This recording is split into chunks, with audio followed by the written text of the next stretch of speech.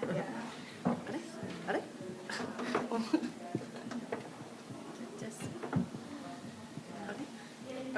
I will just talk very quiet. Okay. Okay, hello everyone. Hi, Tai. Thank you so much for joining us. Wanne Mariko Yaibin. My name is Mariko, and I am so grateful to be here on behalf of the ACSILs delegation that has attended the UN Permanent Forum on Indigenous Issues. We are all really thrilled to be here, so thank you. We are guests. We acknowledge that we are guests on this land. It's Lenape land. So thank you for hosting us, and a very heartfelt thank you to the folks at People's Forum for hosting us for this event. Ippen ni he debiru, thank you. And welcome to the folks that are here in person as well as online. We have about 80 people that are registered to watch online. So for all of you out there, thank you so much for joining us. We know that we are a diasporic population. And so we have folks from Okinawa, from America, from Hawaii, from Brazil. Thank you all for being here and for your support. And before we begin, I'd like to begin with a short prayer. So please pray with me. Sariu toto a toto, ukami uyafafuji unige sabira, chuya yukaruhi masaruhi, revitalizations of the Ryukyu debiru, agai nukami kanashi.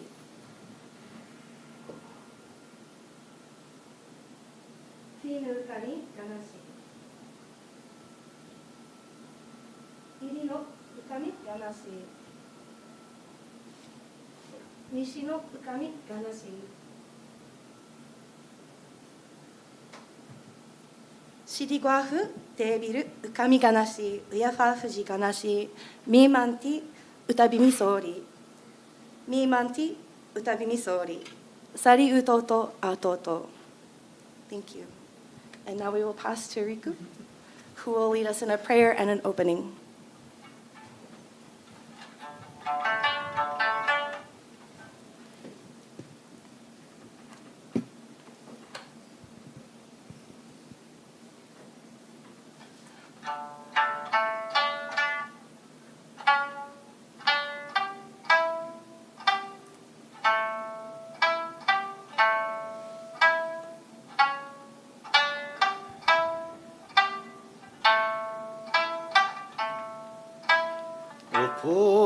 Poyo tirashus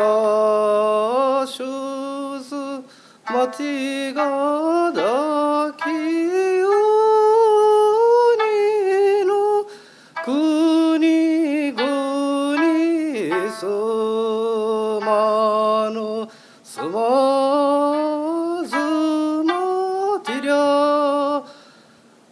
gari usui.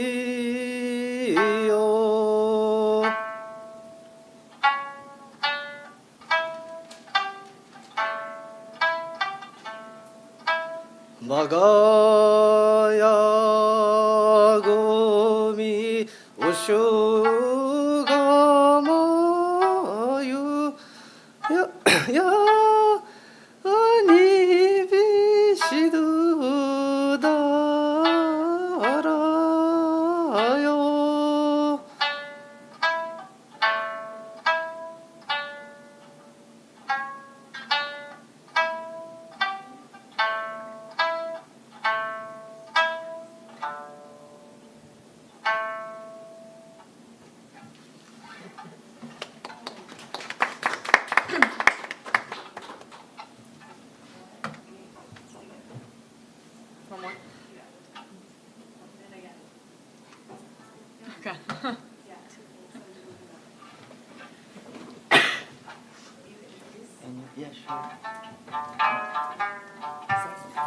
Thank you, Riku. We will now do Tinsagu no Hana.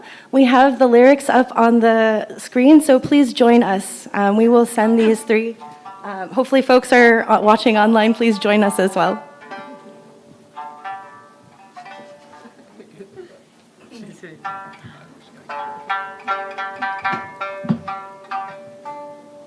Amazing. Yeah.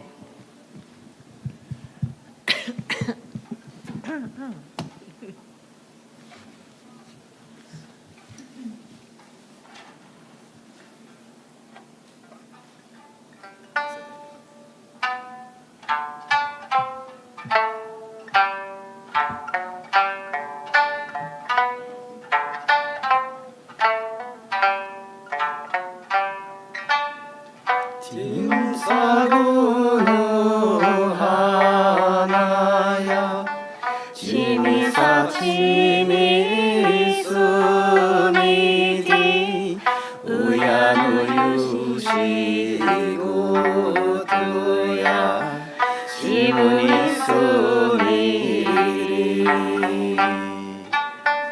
親のゆ仕事やしむにすみり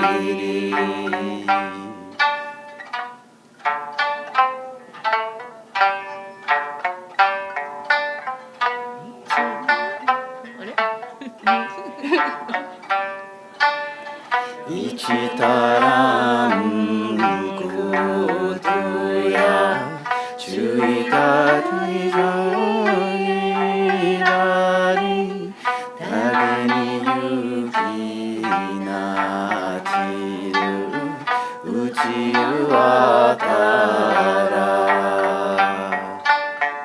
うちなちるうちわから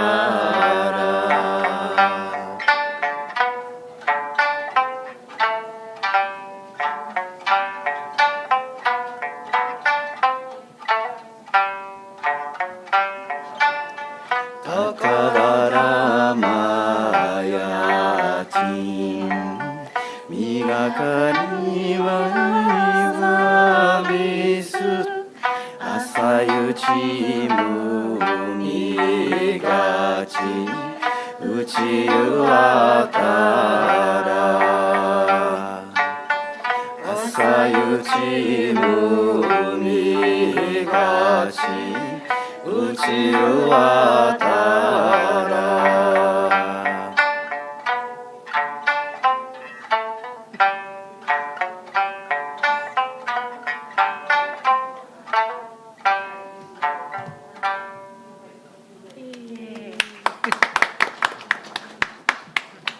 Okay.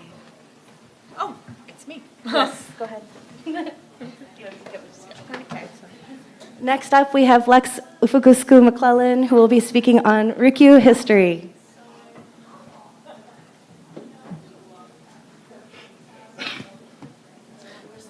Oh, yeah. All right. Haitai gusio chu ganabira wanne McClellan-Ufugusuku lexiaibin yuta sargutuni ge sabira. Hi, my name is Lex McClellan-Ufugusuku. I know a lot of people in this room already, but for those of you I don't know, it's so nice to meet you all. I'm glad that you're here. I'm mixed race Uchinanchu, originally from South Bay, San Diego. For those of you who don't know where the South Bay is, that's the zone between the border with Mexico and Naval Base San Diego.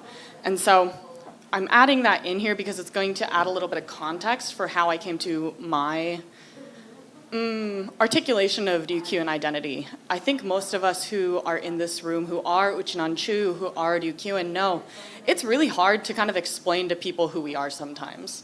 And so I'm going to go through some of the historical documents, not because I expect everyone to remember every single thing I'm going to talk about in the documents and use them to our advantage, but just because I really want to emphasize and legitimize people's struggle in how to articulate ourselves. I know it's hard for me, and it's only gotten harder throughout the years, so I'm hoping that with some explanation, it can help us feel settled in why we don't know these things, why we have a hard time articulating them. That being said, my Uchinanchu roots are through my mom and my obachan in Tsukazan village, which is in Haebaru-cho. My hi-obachan was also from Kochinda, so the south part of Okinawa. My obachan was actually born on Tinian, which is in the Northern Mariana Islands near Guam. Her parents moved to Tinian before World War II in about the 1920s, so all of her and her siblings were born on the island. She then lived with her siblings and her mother in a refugee internment camp for 2 years before being repatriated to Okinawa in 1956, December of 1956. And I consider myself very lucky. My obachan was very adamant that we were from Okinawa, even if she didn't have the words to describe colonialism or indigeneity. English is her third language. she always was very adamant that you're from Okinawa. She tried to take me and my sister back to Okinawa as much as possible, so we knew our family, we knew our roots, we knew where we were from. And I know not everyone gets that. I also added that I'm a high school boys lacrosse coach and a collegiate women's lacrosse coach. Those of you who do know me know that that's like my first job I like to uplift. And I add it here because it's really important. Like, those kids to me are the reason that I feel like I'm able to do the really hard work of academia. Like, being able to take a break several hours a day to go be on the field and to teach the creator's game. It's a Haudenosaunee game to students, to high schoolers, to college students is really important, not only for my mental health, but also for thinking through my own positionality. And like it says at the bottom, I'm a PhD candidate in history at UC Santa Cruz, which I'm just going to plug them all here. There's a lot of us, Uchinonshu in the diaspora, who are really trying to go through the academy, trying to get graduate degrees, and so hopefully in the not so far future, there will be more of us able to be the authorities, quote unquote, in the academic sense, on our own history, on our own culture.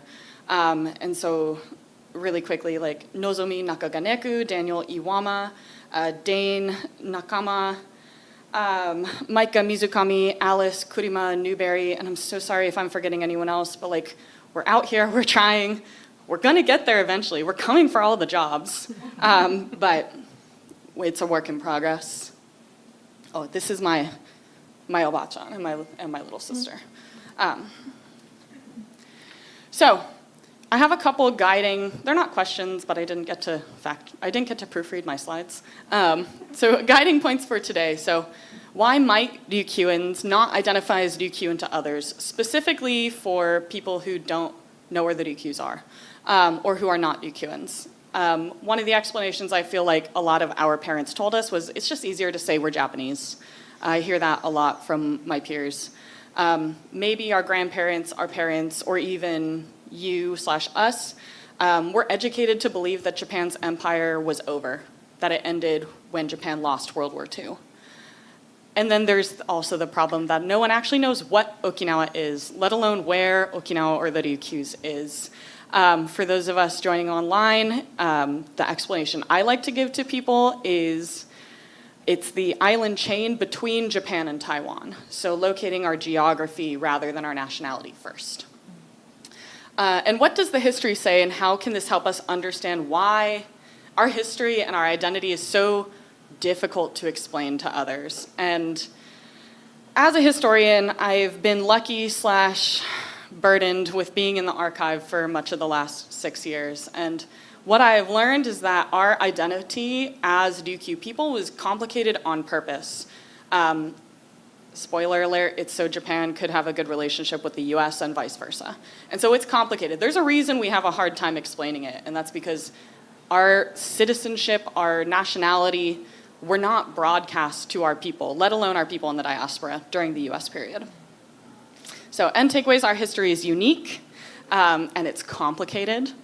And ultimately, it's complicated for a reason, and it's okay for those of us who are still on our journey, trying to figure out how to identify ourselves. So a quick timeline of Ryukyuan history. In 1879, the Ryukyu kingdom was annexed forcibly by Japan. And many of us like to think that the US period started in 1945. The US period is the period right after World War II, where our islands were taken by the US and we were administered as a US military colony, though not in name. That actually is a bit of a late date. In my research, I've found that starting even in 1943, even before World War II was halfway through, folks in the State Department were already deciding whether or not to separate us from Japan to keep us for the US. In 1950, the United States Civil Administration of the Ryukyu Islands, or the military government, was established. In 1952, the peace treaty with Japan was signed, and that peace treaty officially severed us from Japanese administration. And in 1954, there was a court case in Hawaii, which we'll get to in a moment, that really talked about Ryukyu citizenship. And in 1972, the Ryukyus were reverted to Japanese control. And so the time period we're living in now is often referred to as the dual colonial period. We still have 32 US military bases, and we have Japanese government hegemony over our islands, and that's really affecting our self-determination. And so during this time period, since I'm thinking especially after 1950, but really 1954, after Shiroma versus the United States, what are the Ryukyus politically? What do they look like in international law? And what are Ryukyuans? Are we Americans? Are we Japanese? Are we Ryukyuans? So that's what the rest of this is going to be about. So the document I was talking about earlier, the Bureau of United Nations Affairs document, was from 1943, and importantly, it was trying to figure out whether or not it was in the US's best interest to sever us from the Empire of Japan. Japan was going to lose Taiwan after the war. It was going to lose the Northern Mariana Islands. It was going to lose all of those big sea colonial projects that were officially colonies of Japan. The question then was, because we were annexed in 1879 and called a prefecture, whether or not we would also be severed from the Empire of Japan. Because we were governed like a colony, but we weren't named a colony. And so this document ultimately decides that there's three options. You can give the Ryukyus to China, you can give the Ryukyu, or let the Ryukyus stay with Japan under conditional retention. So they would be Japanese, but with laws and special considerations. Or the Ryukyu Islands could be taken by the US, and specifically for their strategic value. So the location of the Ryukyu Islands, which was the way that it was Romanized at the time, thwart the approaches to the China coast and give them great strategic importance. This strategic importance is ultimately going to be seen in documents for the next 40, 50, 60 years, even today. In 1951, the peace treaty with Japan was signed, and it was enacted in 1952. But so Article 3 of the peace treaty with Japan is explicitly about Okinawa, and it officially severs the Ryukyu Islands from Japan proper, and says that eventually in the future, the United States might move to have the islands placed under UN trusteeship with the US as administrative authority. Ultimately, it never did so, but this was the language of Article 3.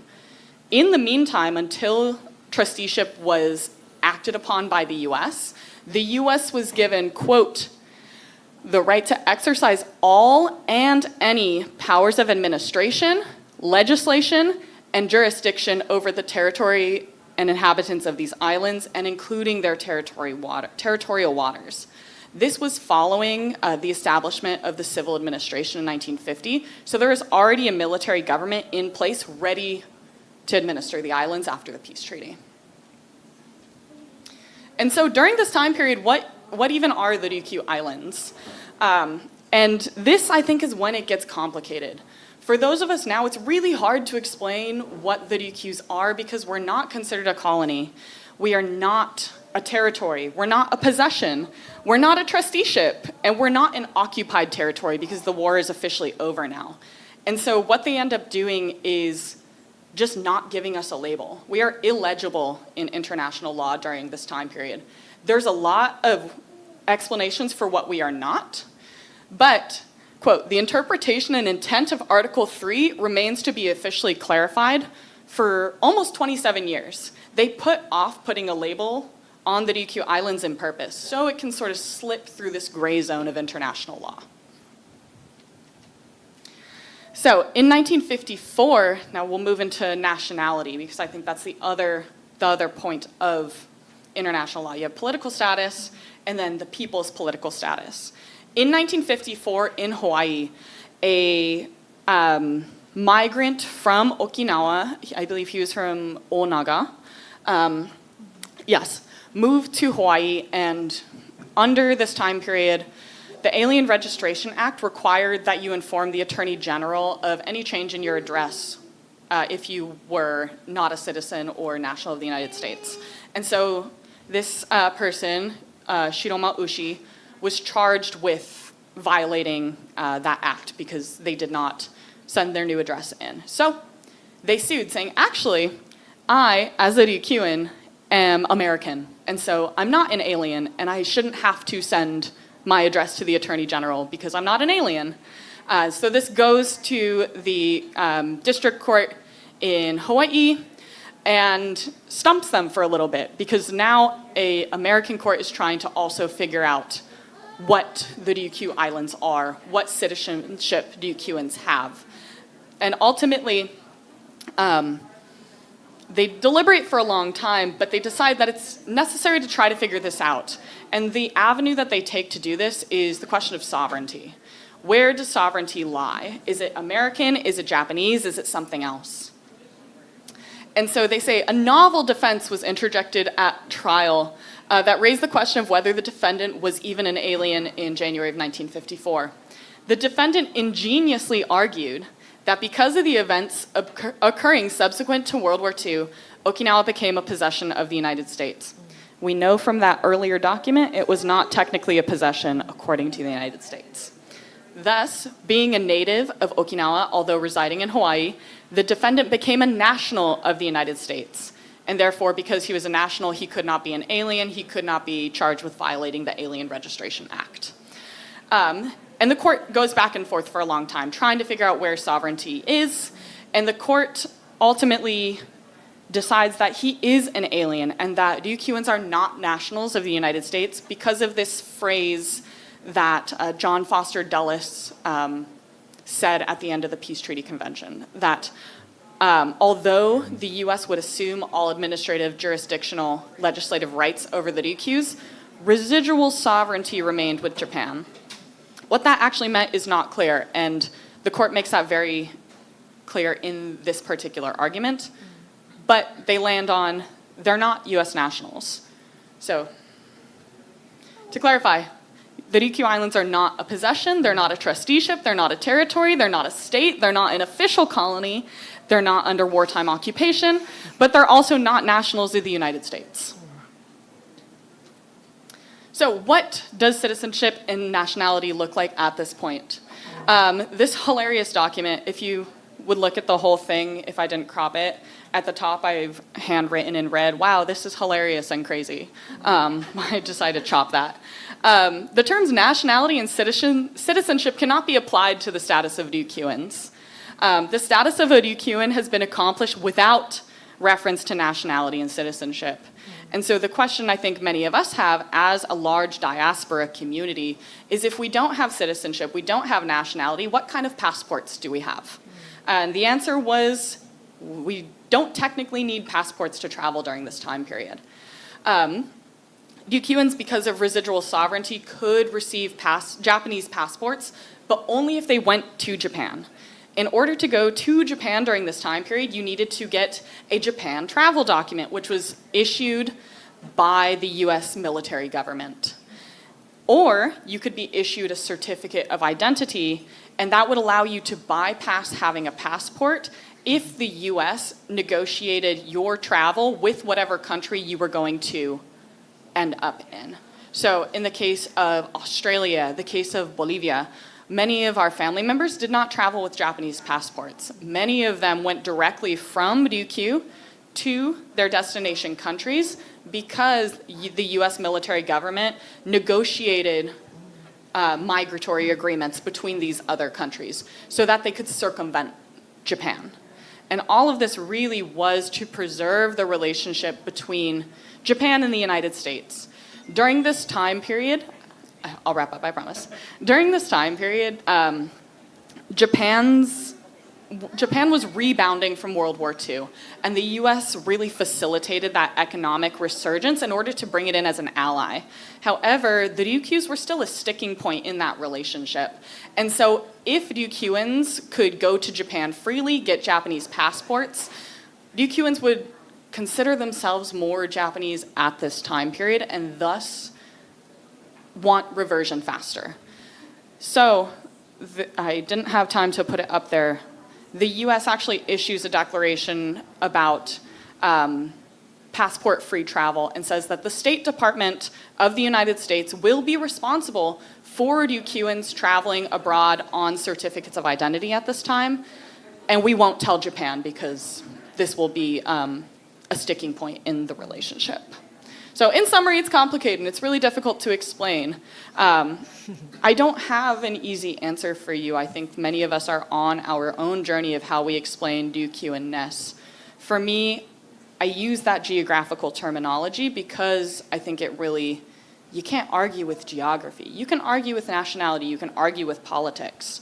You can't argue with the land and waters that we come from. And so that's where I choose to start. But in summary, the Ryukyuans became Japanese imperial subjects in 1879. The Ryukyus were then controlled by the United States until 1972. But the Ryukyu Islands were not a colony, territory, trusteeship, or anything legible in international law. As such, after 1954, Ryukyuans were not US nationals, nor were they US citizens. They could get Japanese passports, but they were not technically considered Japanese citizens because they were living in the Ryukyus. But they were eligible to travel to Japan, which was only possible by getting permission from the US military government. And from 1954, USCAR negotiated migration treaties with several countries in Latin America and throughout the world so that Japanese passports could be circumvented during this time period. I know that's not like the most satisfying ending, but I hope that this validates your confusion in explaining yourselves as well. All right, Nihei de Bitan.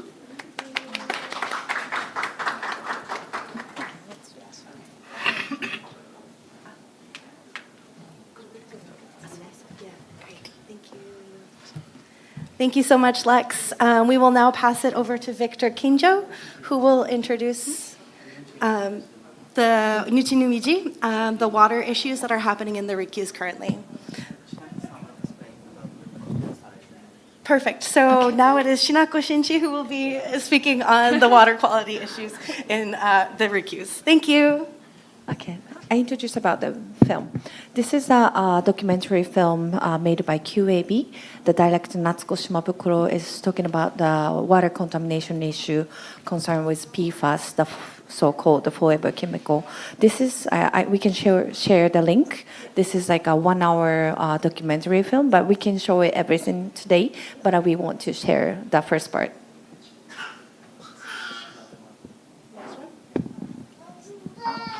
This one. This one? No. 違う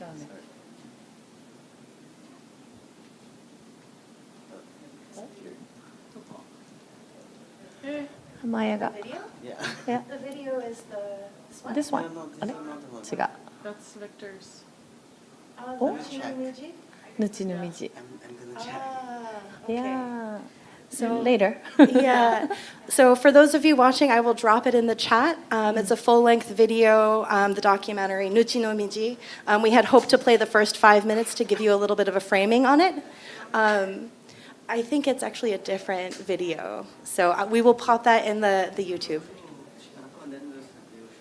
Okay, so thank you so much for bearing with our technical difficulties. So we will now move to Shinako speaking on language revitalization, and then we will come back to the video. So Shinako-san, unige sabira. Hi.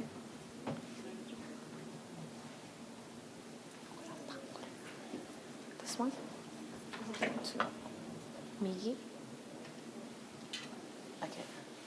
To the right. はい、第複数用中がナビラ中や平米と面相地気味装置一平にフェーデービルはねうちなからゆしりティチャービタンウェイガーシナコンディイヤビンミストというためみせビリオタイ Hello everyone, thank you very much for having us here today and then thank you very much for coming on and my name is Shinako Oyakawa from Okinawa, Ryukyu and I'm going to talk about the title is different, but sorry. The indigenous movement and from, in and from Ryukyus in terms of language revitalization. Okay, this is a Ryukyuan language.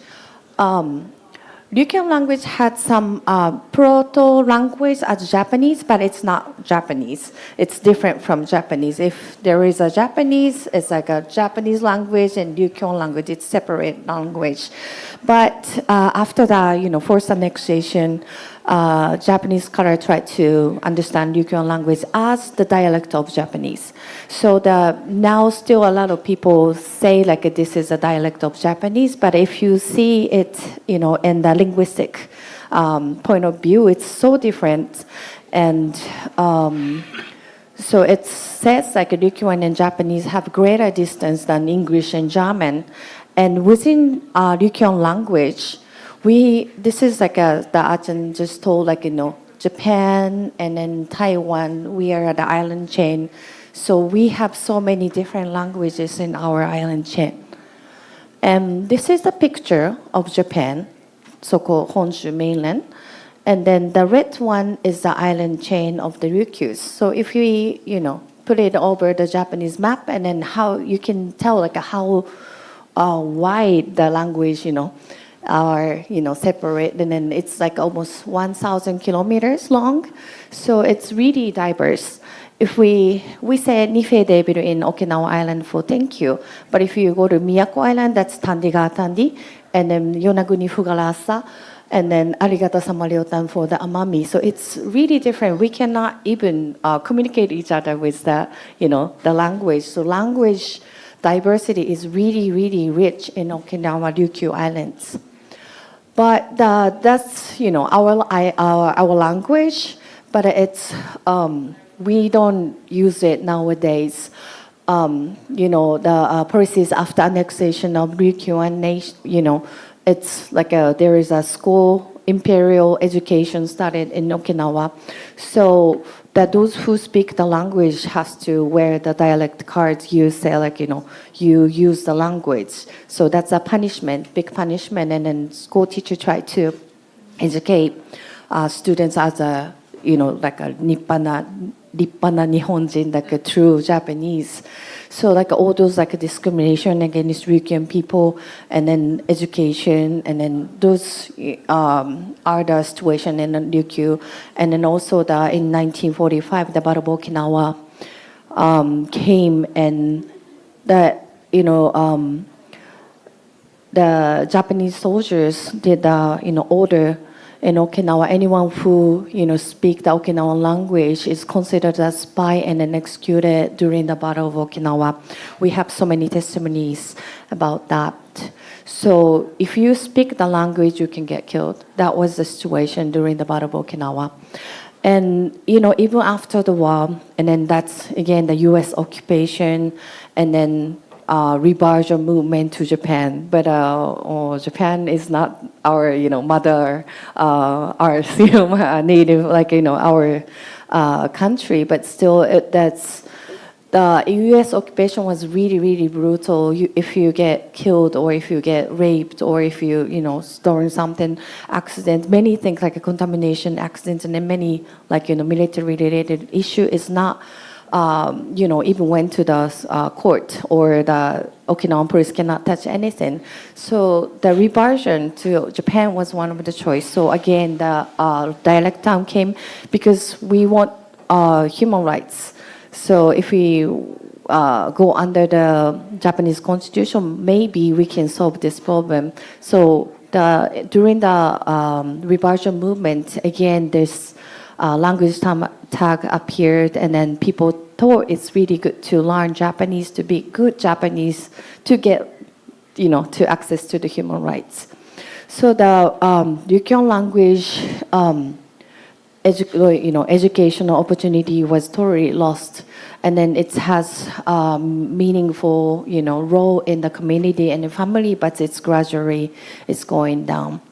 So this is one of the picture from the Okinawa archive. It says like, I use Hogen, I use the dialect, so I'm bad. So you have to wear it all the time.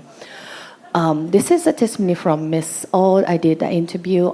She said, I grew up around the market in Naha, where all the business was conducted in Okinawan language. Even at home, my grandmother spoke only Okinawan, so we spoke Okinawan at home. I was a very talkative child to the point of being scolded for being quiet. But once I entered elementary school, I was in Japanese environment for the first time, And so I never spoke a word at school because I couldn't speak Japanese. She was born in 1954, but at the time still we have the the environment of using the local indigenous languages.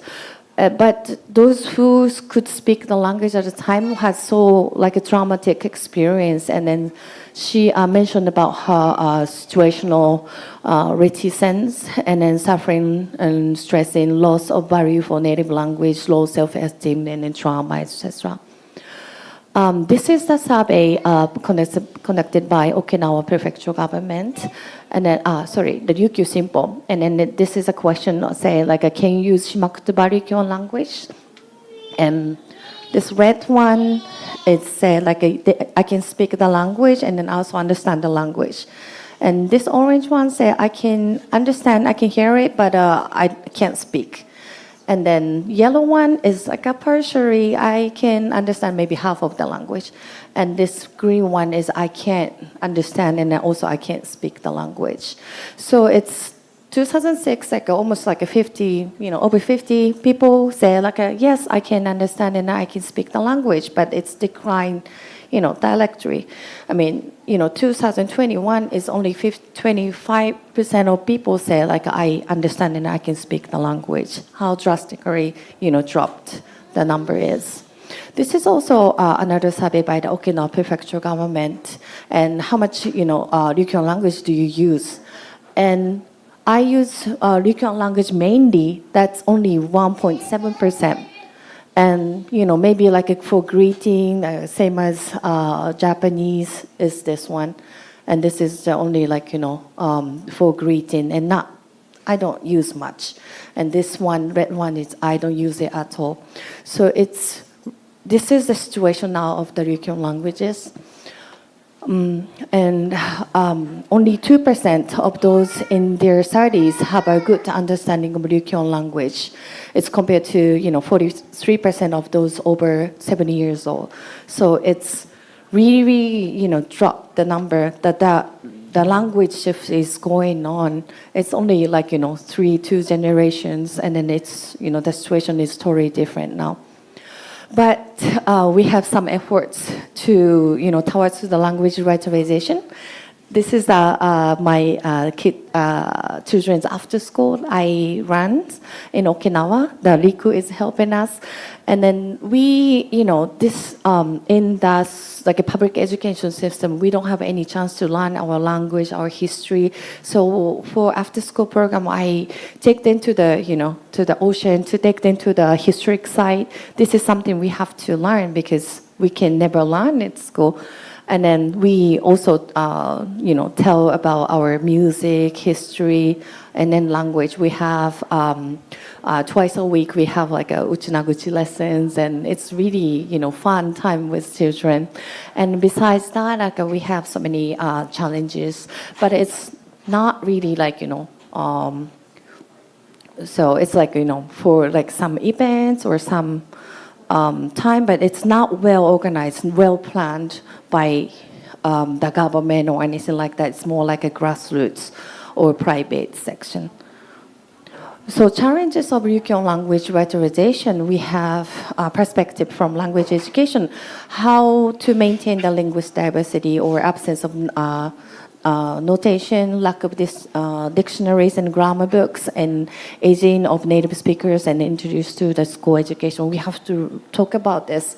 And at a sociolinguistic perspective, why, the language Okinawa is declining like this, or what's the Ryukyuan language itself, who was speaking Ryukyuan languages, why should we learn Ryukyuan language, and what are the language rights is.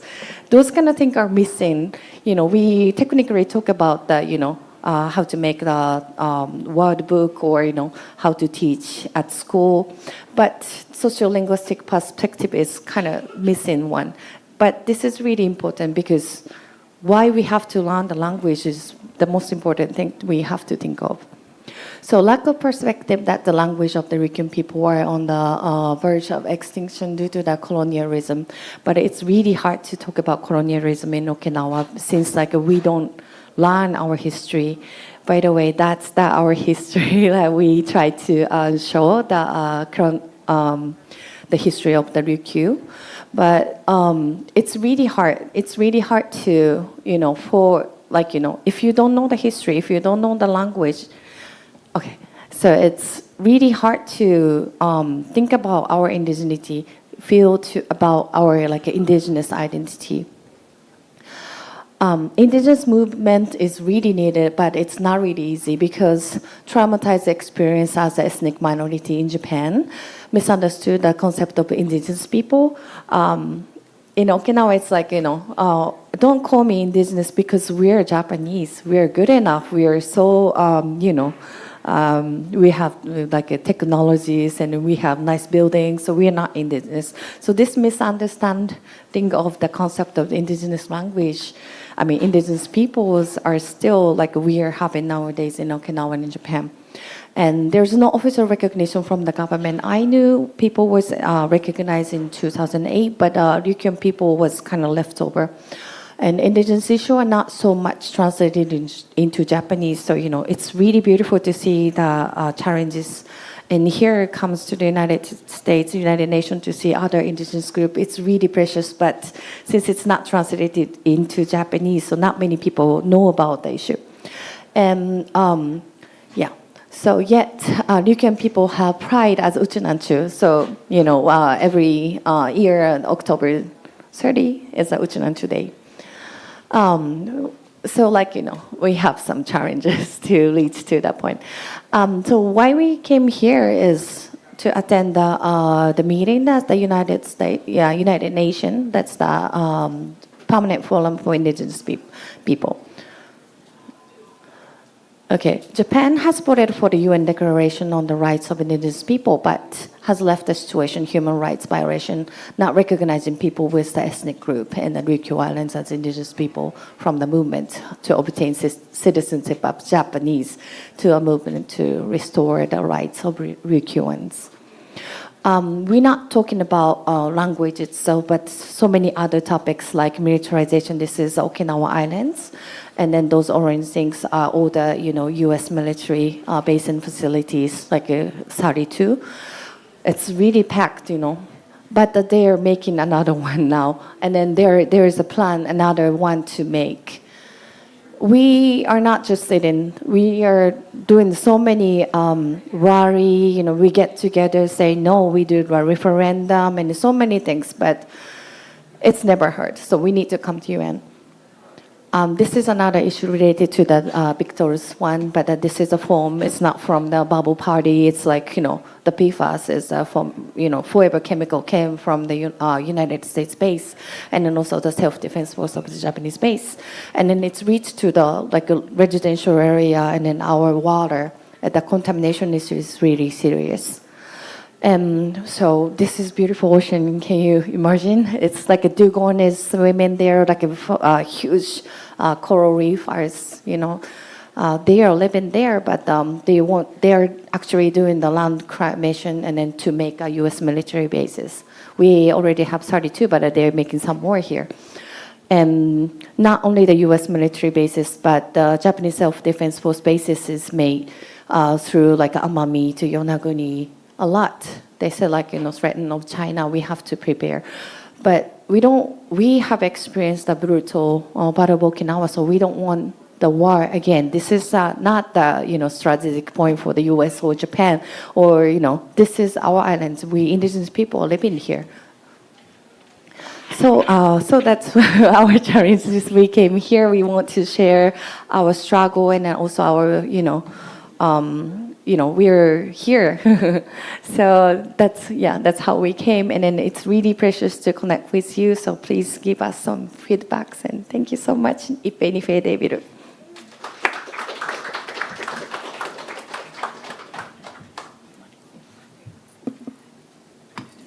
Thank you so much, Shinako-san. We will now move to if you could refresh really quickly. So we are here with the next generation of Ryukyuans. Okay. Great, thank you. So we'll pass it over to Victor Kinjo, and then maybe Shinako-san, if there are pieces that you would like to add. I will give you the clicker. Haisaygusuyo chuganamira, wanne Kinjo Victor Yaibin, Yuta Sarugutu Unige Sabira, Hello, everyone. My name is Victor Kinjo.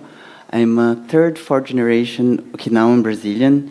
So my grandparents are born in Oroko in the city of Naha, and they immigrated in the 30s to Brazil. So this is for us is like kind of rescuing our roots.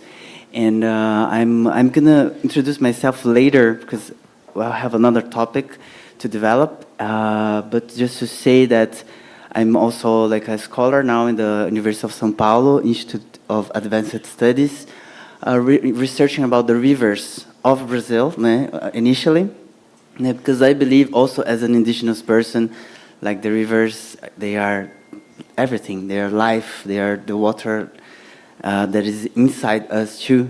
So and also they are mirrors of society. So when you look to the river of the place, he tells you a lot of stories. And when I had the opportunity to go to Okinawa in 2022 to study the rivers of Ryukyu, and so they are telling this story that they are also telling about colonization, militarization, and now the contamination of our rivers through PFOS. So there is a movie that was released 2 years ago, from two journalists, Natsuko Shimabukuro and John Mitchell, and they made a very important investigation about how the rivers of Ryukyu are being contaminated by this substance, which is also called the forever chemicals, so very dangerous. And we would like to show like 5 minutes of this movie just to introduce the topic. But it's online also, so we can share the whole movie later with all of you. And then later we're gonna show also a song that I'm gonna explain this later. Let's see 5 minutes of the movie.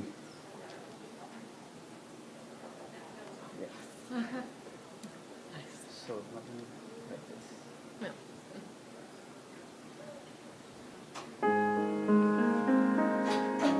アメリカ国立公文書館に保管されていた映像。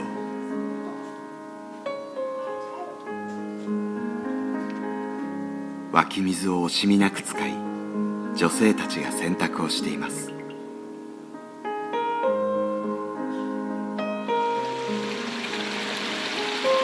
沖縄県北部、金武町のウッカ川。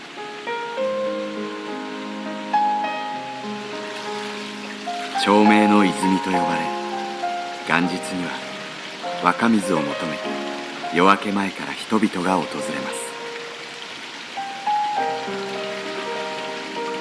おばあちゃんのところにお裾分けしてお茶飲んでねって回ってます。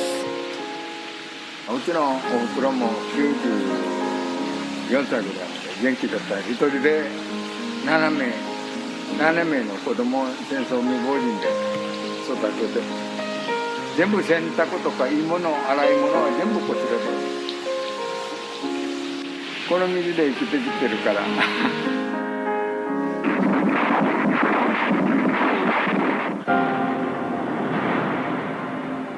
77年前の沖縄戦で住民の4人に1人が犠牲になり、その後も27年間アメリカの統治下で貧しく苦しい生活を経験した沖縄の人たち。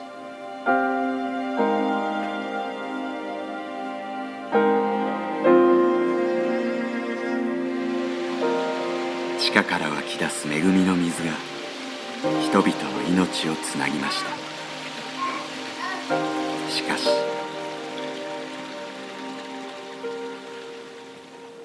もう一日も早く地下水に依存しない飲料水の供給体制づくりが今必要なのかなと思っています。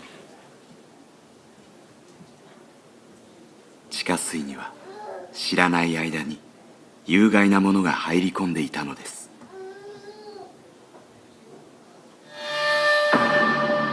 有機フッ素化合物 PFAS。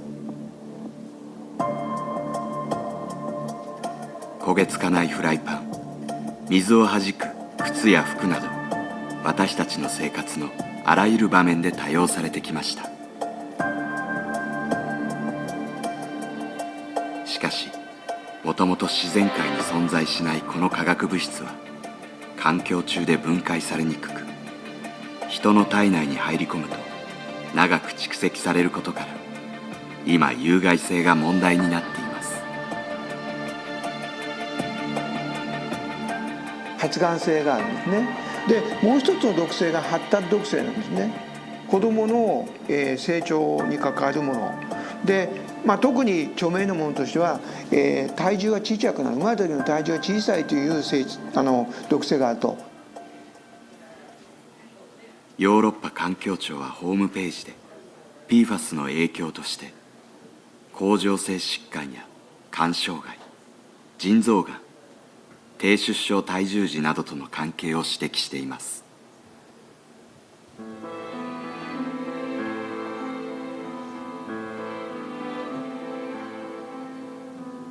国際条約や国内法で規制が厳しくなっている PFAS。しかし沖縄では汚染を止めることができません。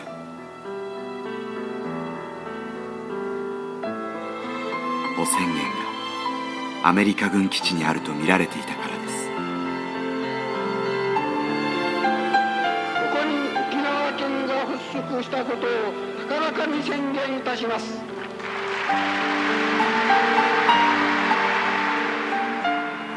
沖縄が日本に復帰して今年で50年。しかし国内にあるアメリカ軍専用施設のおよそ7割を負担する沖縄では今になって新たな基地被害が明らかになっています。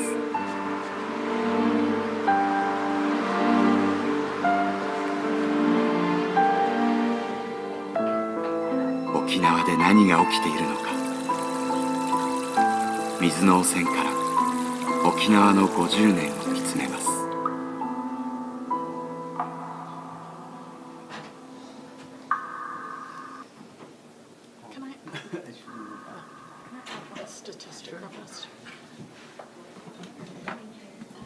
So I hope that you can hear me. Because I'm trying to make the case for numbers being our friends, for definitions being difficult to find.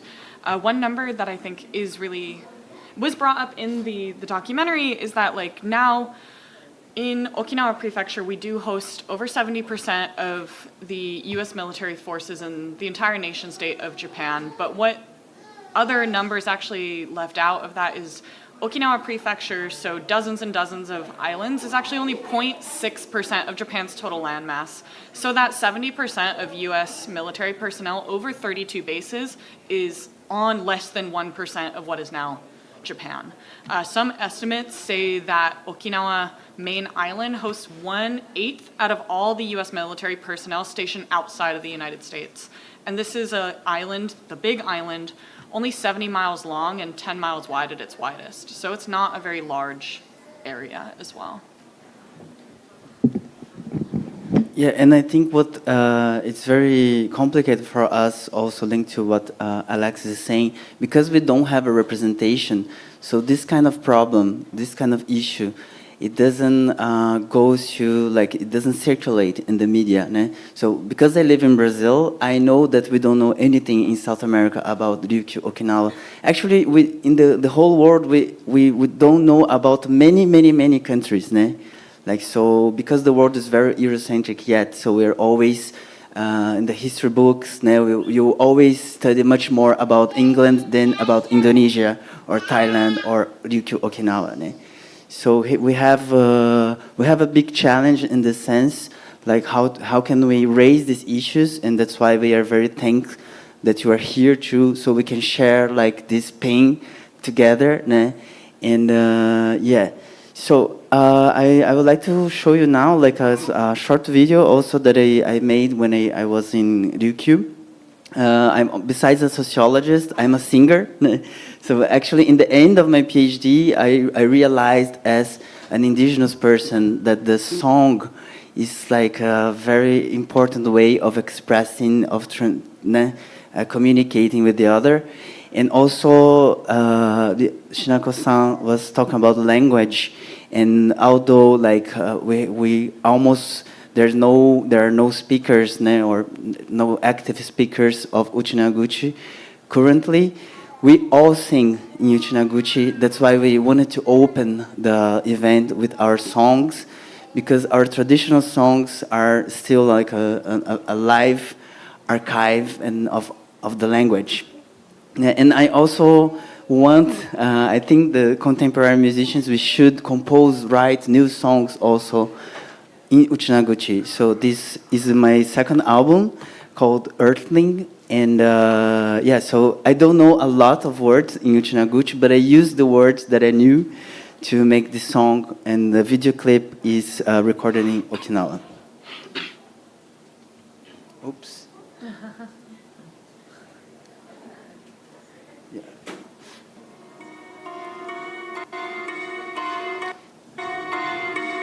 This is where the babies were, when born, they were bathed in the springs.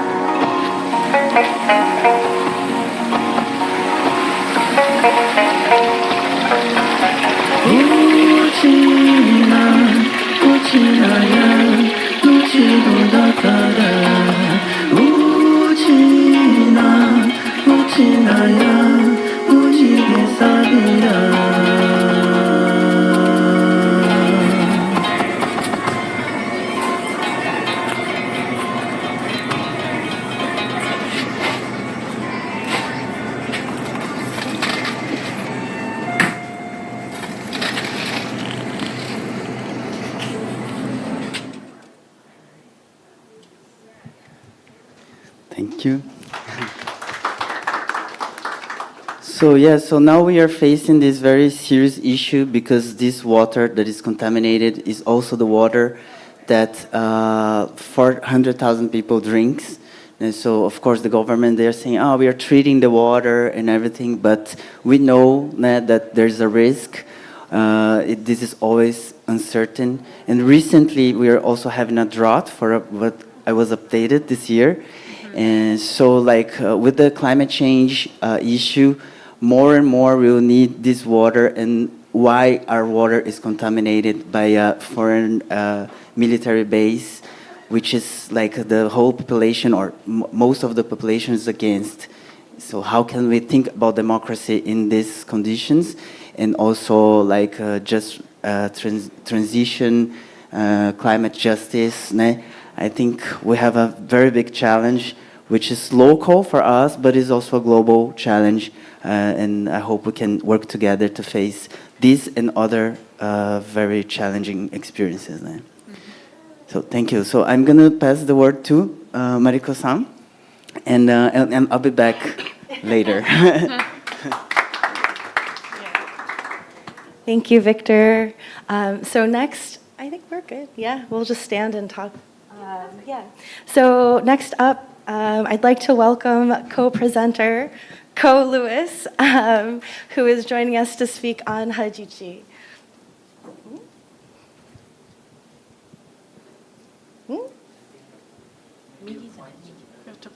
I think that this is perfect. Thank you. All right, great. Okay, hi everyone. Oh, sorry, Mariko. I'm Ko Shigeko Lewis. That was my baby on the last screen. I live here in New York City. I am also a medical school student here. Nice to see some familiar faces. Nice to meet the rest of you. And I hand-poked Hajichi as well. It's the only kind of tattooing I do for Diaspora community members exclusively. And I'll be talking a bit about my practice, my approach to it, and what I think our struggles are in reviving a tattoo practice like this. Thanks, Ko. Hi, everyone. My name is Mariko Wanne Mariko Yaivin. I'm a second-generation mixed Ryukyuan American. I live in Vermont on Abenaki land. And I am in several different world spaces, but one is I'm a co-founder of the Ichariba Choodee, Okinawan Voices and Stories podcast, as well as a Hajichi practitioner myself. And this is an area that is really important to me as part of a visual reclaiming resistance and part of my own identity search. So it's deeply meaningful, and that's actually how Ko and I met together, is through the podcast, and we'll talk about that in a little bit.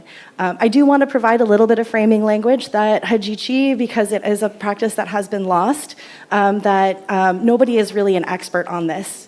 And so what we're presenting today is information that we have compiled through various resources. Ko will take us through the history of that, and we'll talk a little bit about sort of the modernization, how it is showing up in our communities today. Would you like to add anything to that at all? I'm sure it'll come up. Yeah. Great. We'll get there. Perfect. I'm going to hand you the clicker. Oh, okay. And great. Feel free to advance when you're ready. Yeah, yeah. So I won't go into too much background on what Hajichi is. I think most of us know it. It's the traditional practice of Okinawa, the Ryukyus, the language that you want to use for our islands.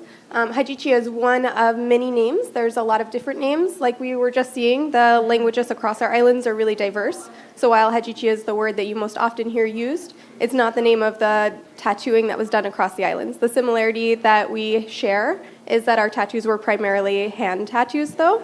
And so most of the images that you will see show hand tattoos. And I believe almost exclusively all of the ones that I've included here do. As we go through, though, if you have questions and you're online and you post them, I'll try and answer them and get back to you. And I'm always available to answer questions like that. But what I really want to explore with the community and explore with everyone here is the challenge of finding out information about Hajichi. So the effort to remove Hajichi from Okinawan culture was arguably successful. And when you look at the resources that we have about Hajichi, some of the most thorough ones do argue that it has in fact been erased and that it's no longer a practice that exists at the time that they're recording and interviewing people with Hajichi, which is a little, I mean, it's just ironic. So that's kind of the world that we are rebuilding this practice out of. And most of the resources about Hajichi, like the oldest of them, are very derogatory. So they're referencing the barbaric community's practice that is hopefully to end very soon. And the historians of tattoo inside of Japan who are Japanese, who have explored kind of this history, say that the effort to erase Hajichi and to make it illegal was very slow. So it was brought up multiple times in government to make it a new law, to make it illegal to tattoo. But the thought was that it would be so poorly received that they would wait. And instead would work inside of the school system to educate people out of wanting to be tattooed. So if a girl came to school, she would be punished for having tattoos that were fresh. She would be encouraged to burn them off. There are stories of girls burning them off collectively as well. And I say girls, but we'll get into that a little bit later with tattooing as well. and so the cultural stigma that was built around tattoos is, I think, one we're all very familiar with, especially if you've been encountered the idea of getting Hajichi yourself and talked to any of your older family about that. Sometimes the response is very unsavory. My grandmother still tries to wash my tattoos off every time she sees me with a little napkin. But so that's kind of the cultural context that I want us to have going into this. But more importantly, I think, is the idea that these resources are accurate. So we want to take everything that, I don't want to say we want to take everything, but we would hope that we can use all of the information that we have about Hajichi that's available to us and that we can incorporate it into our practice. But I think that is a little bit of a flawed approach and would instead hope that we'll all come at these resources with what I call just a decolonizing lens. So I had a little list of examples here, but I'm not going to bother pulling it up, except to say that in these older references, the tattoos are often described as ugly. The reasons for why someone would get them are generally a negative idea rather than a protective element, and the different reasons that people get Hajichi. So I think as you read these things, just kind of try and understand where the person writing them is coming from. Let me see if I'm missing anything on this slide before I advance this. Mariko, do you want to add anything? No? Perfect.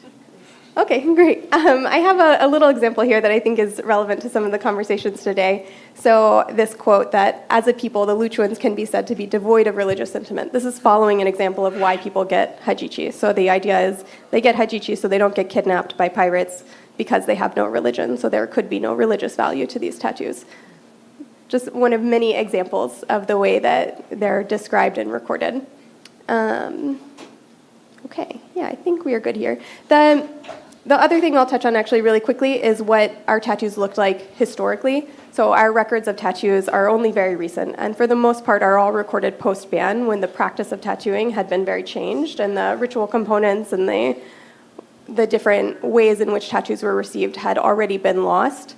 So you can see a couple of the pieces I referenced here from Chinese emissaries that recorded tattoos to Western explorers who went on their ship tours of the different islands. They describe our tattoos as images of dragons or snakes, later as tigers. Leavenworth there says that we tattoo our arms until they're completely black. So another example of how these are maybe not the most reliable. But also a hint that maybe we have lost some elements of our history and don't know what we have lost. Okay. These are my favorite references in tattooing clients. So when I take a client, I like to do a consultation where we talk about what they know about their family, and then I provide to them the interviews available from people in their hometowns, what they said about their tattoos, what they called them, and what they looked like. And I try and take these guides and get an idea of the variation of tattoos, because it's often claimed that on Uchina Island, everyone's tattoos were exactly the same. And I think if we just go back to this image really quickly, you can see that they're not, well, maybe you can't see actually, but they are very different. So the shapes on the knuckles, the placement of the ichichibushi, the 5-pointed star or 5 stars on the wrist, varies pretty significantly. Most people say it's class-based, but I think there's more nuance to it than that. So I like to try and explore that. But like we said previously, all of these interviews were done in the 80s, and the women at the time getting interviewed were in their 80s or older, some in their 60s, 70s, which means that they were either tattooed in the years just before the ban was placed, which, as we just discussed, meant there was already a significant educational effort to erase Hajichi going on at the time that they were born, that they were very small, before they received their tattoos. And then they would have received their tattoos arguably as early as 4, as late as 12 for their first piece, or in one whole sitting sometime in their near adulthood. So my point is that while these are one of the only first-hand accounts that we have of Hajichi, and I think that's important that they're the women speaking for themselves of what their tattoos looked like and why they received them, they are already painting a picture of Hajichi that doesn't have the history that a lot of us, I think, are seeking to engage with, because they are in a space that is so aggressively changing for them, and at a time when the thing that they're doing is so looked down upon. And a lot of them have family support, and they talk about how, their parents snuck them away to a hajicha who's still practicing illegally and has avoided getting arrested and fined or whatever, and she tattoos them, or they tattoo themselves using ink pens in the fields, like when they're in the middle of working and come home and are like, So their stories vary really significantly. But I think the other point about these survey reports that I want to talk about is just the sad state of affairs of where we are on the resources available to us as diaspora and community and the Hajicha community. Aside from being under copyright, like a lot of the resources about our tattoos are, they're also collector items. So Mariko and I have spent so much time trying to find copies of these pieces. And money. And so much money. Each of these has cost us, at least a couple $100s. We've spent up to $400 or $500 on books. We've seen them auctioned for over $1,000. Yeah. And there are only so many of them printed. They were printed in the 80s. They were an effort by the Okinawan Board of Education to summarize a number of interviews with women that had been done previously by a few different Japanese researchers who thought, Okinawan tattoos were fun and they wanted to, fun is the wrong word, but they decided for whatever reason their interest was in recording their history. So they collected these cards of information on them, and these reports were made in different regional specificity. And sometimes, you'll open them up and it's like an anthropologic report of like the different ceramics in a neighborhood or village, and then it'll get to the tattoos at the end. So they're already being treated like these artifacts of their community, and the ways that they ask them about their tattoos are so heavily guided. So it's, when were you married? How many tattoos did you get before you got married? How many tattoos after? No other questions. Nothing else is of interest to them because they don't think it's relevant. And so I think when we talk about the information that we have on them, we have to be aware of this idea of what we've lost outside of tattooing or outside of the records that we have. And so that's just something I wanted to talk about really briefly here. And keeping in mind that, how do I want to say this? What we do not know, we will never know. And we can speculate about it as much as we would like and try and fill in gaps, but there will always be information that we are unaware of. And so to say that we have an idea of what Hajichi is will, to me, always be a bit flawed, because what is outside of that definition of Hajichi for us is going to be something that we will never be able to learn about. Anthropologic studies are not going to dig up examples of Hajichi in Okinawa Island and be able to present them to us over, I'm using your time. Okay, so I'll be very brief, but I'll just point at these. Tina was a practice of expanding Hajichi over the years, is often related to the birth of your grandchildren. Whether it included the wrist or not, debatable. Which hand was expanded, why, if these shapes were changed or not. This is one of three. There's 3 different shapes this knuckle could be. These are uchina tattoos. That's an element that I feel is not often talked about and not well recorded, because people just recorded what the tattoos looked at the time they were interviewed. I'll skip apprenticeship. It's pretty self-explanatory. The ritual space was really significantly lost. There were whole celebrations around getting your tattoos and receiving them. Family would often sit with you and feast while you were being tattooed, and then afterward, neighborhoods would have entire celebrations. There's some interviews and records of those, and there's a film about Hajichi where they go into it. But a lot of that, is not possible when it's already illegal. So by the time these women are talking about it, those spaces are really gone. The value of Hajichi into the afterworld, postmortem life is really important, and so bodies would be marked with Hajichi, including children if they passed before they received them. So, harking back to that idea that we didn't have religion. And then forearm tattoos. I'll be really brief, but I think this is of big interest to the community, and a lot of people want to talk about it, and so I'll just note it very quickly. On the top right are some recordings of forearm tattoos of a group of men that Basil Hall, a Western explorer, encountered in Idoman when he met a community of fishermen. And so he called these the Idoman fishermen tattoos, and they are protective symbols for the wearers. And I think this is one example of where one person says something, and then it is repeated over and over through the years to the point where we have cemented it as an idea of what our tattoos are. And it is wrong. It just is. Because we have firsthand accounts of people telling us why they received their story or why they received their tattoos when they received them, and they do not match his definition. Does that mean that those men didn't exist? Absolutely not. I'm sure they did. I'm sure these are representations that are very similar to the tattoos they have had, and that they were protective symbols for them. These 3 people here are 3 individuals who in the 80s had their tattoos and were able to talk about them. The upper 2 are 2 gentlemen. One of them is the son of a Hajicha. I want to say it's the guy on the left. I can't remember. His mother tattooed him and 7 other friends on his forearm. He has one of the tattoos that's similar to this on that forearm. And I think he had one on his other hand too, so they would come in pairs. He was like 5 or 7 when this happened. This gentleman, he went with his mother to get her Hajicha touched up, which was a very traditional thing, also part of the ceremony that you can ask me about another time. And while she was getting her Hajichi work done, he got his tattoo with his mother, which I think is so beautiful. Hope my son will let me tattoo him one day. And then on the bottom is one of the oldest people interviewed who was able to actively speak about her Hajichi. She is 101 in this photo. Her and her neighbor, who is 98, both had these 2 forearm tattoos that are often called men's tattoos. And so my suspicion is that these tattoos existed for some time, but because they're not as visible, like the rheumatic tattooing that was done in Okinawa, they weren't talked about. They weren't of interest. You can't see someone walking down the sidewalk and say, oh, they have tattoos. I wonder what that is. Okay, I'm sorry. No, thank you so much, Ko. I really appreciate all of your knowledge. Yeah, thank you. And Ko is an incredible resource for this. I'm going to blow through this really quickly on sort of the forward-moving pieces. So we kind of covered a little bit of historical, and now we're going to go forward. Just out of curiosity, how many people here have Hajichi?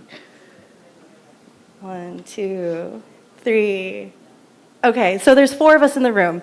That is amazing. For a band practice, we have definitely started to see more representation out in the physical space. Okay, so Hajichi in digital space, social media. Like I said before, I run a small podcast. Our 3rd episode was featured Hajichi, and this is where Ko and I really kind of bonded. So this is back in 2021. We did a 2-parter, and it was met with a lot of positive receptivity. Around the same time, there was a magazine called Shimanshu Nukui. There are 2 issues of this out. The first issue featured Mirantin by Brandon Ng. Victor was talking about bringing Uchinaguchi into modern spaces. Brandon's song Mirantin is all in Uchinaguchi, and the lyrics are here, and it is specifically around Hajichi and not to be ashamed to have it anymore. I will move forward. The second issue actually had an entire category dedicated to Hajichi, which is incredible. These 8 folks, including Ko, submitted articles which were published in the piece. Please, we will link it later. Feel free to support them. It is available in digital and print.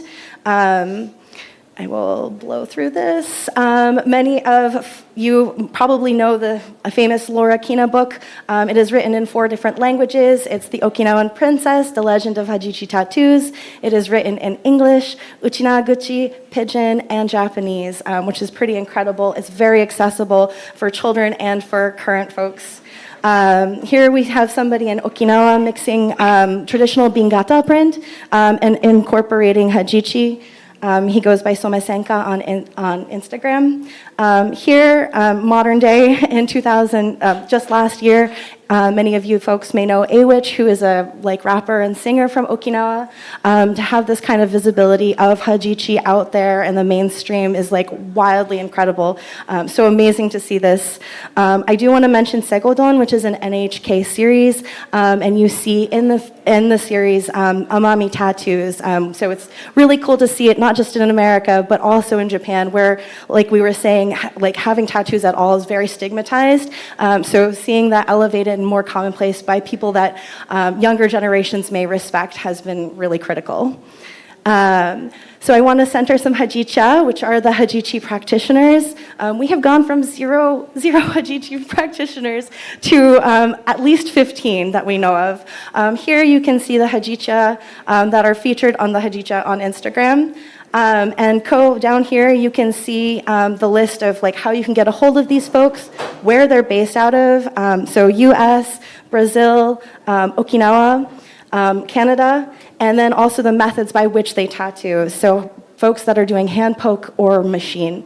And then also each Hajicha brings a different aspect to the way that they practice the tattoo. And so it can vary from anything that has a particular ritual component to it, which is something that I am deeply interested in, is how do we find that ritual piece as we mark these rites of passage. So please check that out. Can I jump in on there? Yes. I think what is so interesting about revival efforts around something like cultural tattoos is that there is always going to be a different idea of the right way to do it. And it will create some infighting just naturally. Some of us are going to disagree about the ways that each of us is approaching it. But our community, despite those differences, is so communicative within ourselves. You know, we all share our resources. It's so important that we be open like that. But on that website, there's little blurbs of everyone's philosophy, and you can see the way that they individually approach Hajichi, how they talk about it. And so, you know, if you hear from one Hajicha and you don't like the way that you're seeing things, our community is so diverse. There really are so many people approaching this in their own way and finding the space for themselves. Yeah, thank you. I also just want to add like the gender aspect too. We have trans Hajicha, which is really incredible. We won't dive into it, but the fact that there are people out there that are able to meet other folks where they're at in their journeys in terms of identity and marking their own rites of passage is really incredible. And so I just wanted to highlight, like, leave you on a note of like this historic gathering that happened last month in Oahu, where we organized a Hajichi dinner in Yuntaku. We had over 30 people attend, and 26 people in the room actually had Hajichi, as you can see here. This is probably the largest gathering of people wearing Hajichi in the last century. And so we were able to talk about our ancestors. We felt our grandmothers, our great-grandmothers, like in the room. There was tears. We were just crying and just sharing our stories of like how proud our ancestors must be and how resilient we are as a people, especially as women, non-binary folks coming into this space and reclaiming and taking that forward. And so I know Ko was talking a little bit about the different types of Hajichi, but you can see the representation here, including there are some that are blends of different cultures. So kanaka maoli, traditional tattoos blended with Hawaiian tattoos that just exemplifies how diverse we are as a people. And also like the largest gathering of Hajicha in the same room. We had 5 Hajicha all together here. So Aaron, Moeko, B, and myself, and then Aaron has an apprentice who was able to join us as well. Cool, and just like a really quick plug, Ko is going to be spearheading a Hajichi mini-series. Please stay tuned for that. Very exciting. We're going to be covering things like interviews with Hajicha, as well as exploring themes of gender, reclamation, revitalization, modernization, and all of that. Do you have anything to add? No, I think one thing we talked about was a lack of apprenticeship really briefly. And so I think for all of us in the community trying to decide, like, do we belong in this space? Is it our place to take up room here and be a part of deciding what our future will look like culturally? We're only going to get it right if we have all of our voices in this space. So if you are listening online, you have ideas about how you think Hajichi ought to be, you're interested in having your voice or ideas on this podcast, please reach out. I think we need to have those conversations, and your thoughts won't exist in a communal space unless you bring them to it. So I hope you all will. Cool. Thank you, everyone. All right. And we'll pass it over to Riku. We are way over time, so thank you so much for bearing with us, but this is also very important. And we'll pass it to Riku. And here's the... Yeah, shout out to them, Hajichas. Respect.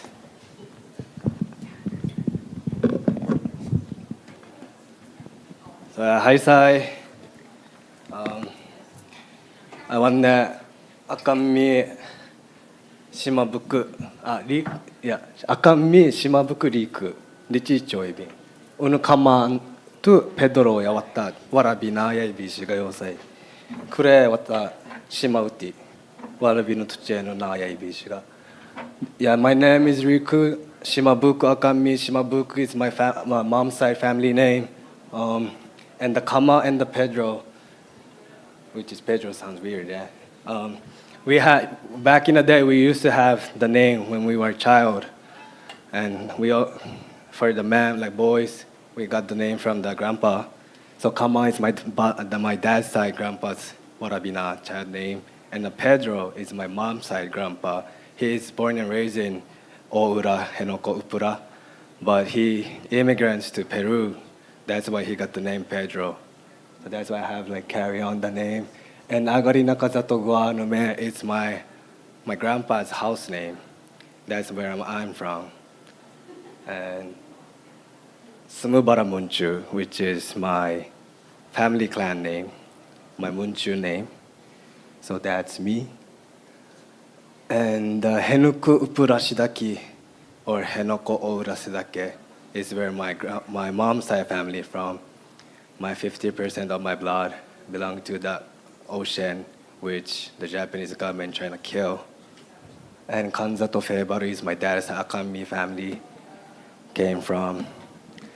And Gusukube Naku is my dad's side grandma, came from another island, Naku, Miyako. But she was born in Taiwan because of the Battle of Okinawa. So yeah, she didn't speak, she cannot speak Miyako Futsu. That's why, that actually, I had the time, Chindami no Chidai, Chindami no Chigai ga Aibi Tashigai o Unu, Saisho no Kyoku. The first song that I sang was the song from Miyako. That song is like a kajadefu for Miyako Pitu. So I have to speak up for Miyako because it's my blood. This is what I do. I'm a farmer. And I identify myself as artist, but still underground, but artist too. And I'm the third one who having this farm in my family. My grandpa's older brother, he bought this farm because he said our ancestors was farmer, but they didn't have a farm. They just take care of the people and get money because they didn't have opportunity to get money. So that's why my grandpa's older brother said, if we bought the land, if we bought the farm, it's gonna be the proof of our living for Akamine family. That's why this is something special for me. And you see the Tuigwa down below. That's the one that I designed. And the Tina in Hawaii, she got a tattoo of this. Shout out to Tina for the District 20. And this is where I'm from. This is where I grew up, and I'm part of this thing. This is called Hatagashira, it's Seinenkwai in Uchina. This is Naha area culture actually, and we believe that this is the woman god. So that's why only man can hold this thing.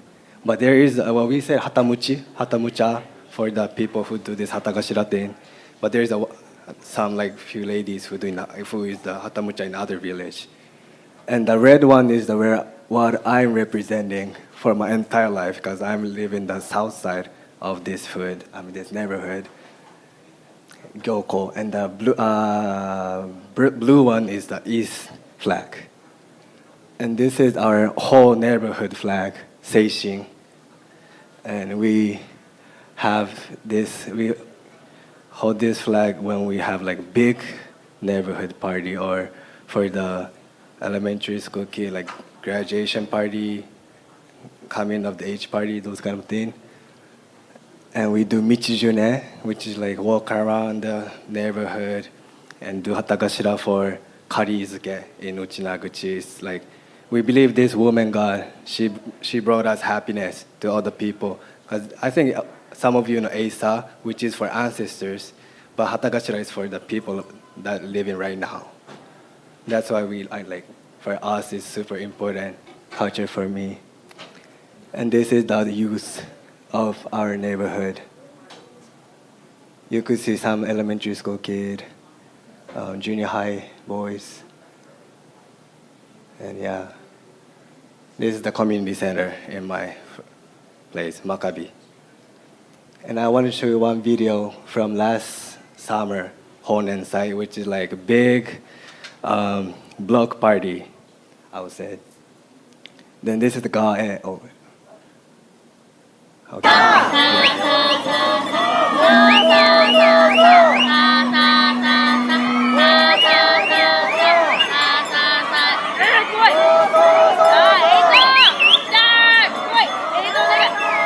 We wear these black Chinese clothes, traditional clothes, do the fireworks. That brings happiness too. And we're fighting each other. But it's not really fighting, man. We better. It's vibe. Which got the vibes.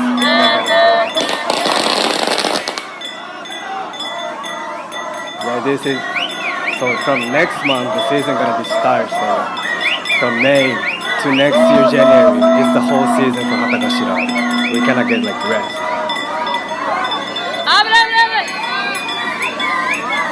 This is from my good friend in my neighborhood. His sister took this video, so you heard that voice, "Abunai, abunai," because it's so close. Yeah, we have like 100 year history of this block party in my neighborhood. So, yeah, okay. And my part of identity, so I show you where I'm from, but also I want to mention that we all the Kampo no Kue no Kusa, which means leftover of the bombing on the island. We are the leftovers. So that's why I want to sing this song. And the person who composed this song, Kobin Fija, this is so sad. He made this song around the 1960s, but he passed away around 1970s, I believe, because of the drunk driver from the military base. He made a song about the war, but he got killed by the, military personnel.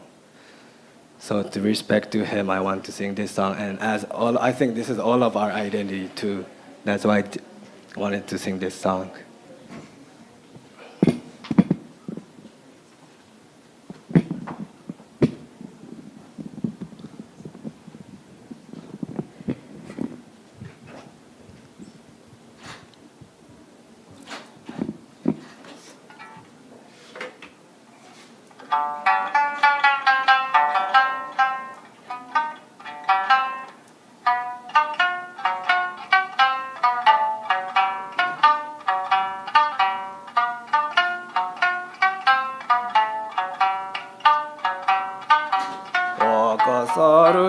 지레 이쿠사노요 와카사루 하난 사치요산 와카사루 하난 사치요산 양원순 의야초된 간포샤기 기노마 마트니나티 지름은 괴문 모르네란 스티차가디 꾸라짠야 은준완닌 연완닌 간포누 괴누구사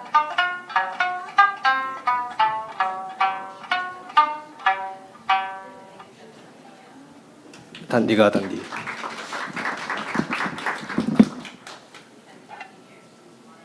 And today, for my family, only my family. I mean, I think some of the family having this, back in home, but yeah, this is the shimi season. Yeah, we going to the family grave, offer the food to our ancestors, and having like small kind picnic in front of our ancestor. And this is the photo of my Henoko side of family, my mom's side family, back in I think 1930s. I think that's my great grandma in the center. She's dancing. And I actually don't know most of them. But yeah, I'm so happy to be here with them today. So for this shimi thing, we have to be happy. So that's why I want to sing another song, which is Yutakabushi. This was composed by Noborikawa Seijin, as known as Seigwa. He's the one of the legend of our Minyo Kyokai, Minyo community. He's composed this song after the war to give people happiness. I mean, he wanted people to be happy, not sad, because there's a word, Nuchi no Gusuji Sabira, which means like, let's celebrate our life. This is a strong word sentence from the Onahabuten, because he said that if we keep the sadness, the spirits that was killed by the Battle of Okinawa will be like, I don't know how to say it in English. どうしようもない cannot do anything nothing to be done yeah that's why he said Nuchi no Gusuri Sabira and then that's why I love this song so this is the lyric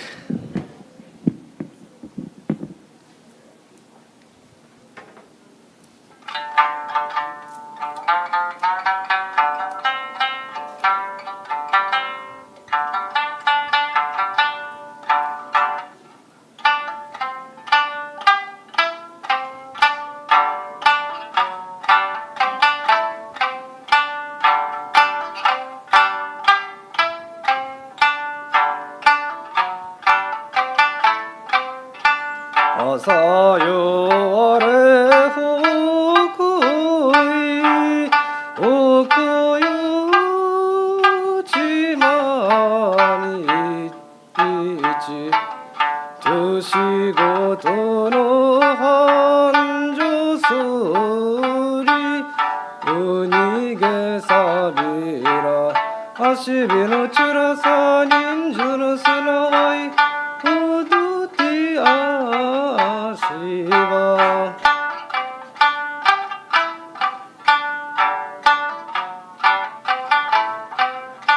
湯が降るしんけてくじゅいんくとし避けてく村のそりうんちじゅらさ足火のちゅらさ人数のすなわいうどてあしば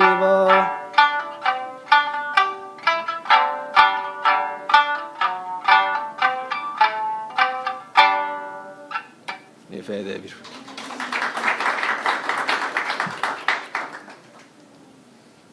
And yeah, that's about me. I made this logo like 5 years ago. I don't know if you can see, but in the middle, in top, I said Shimagua, which means island thin. We have another word like Shimanchu, means island people.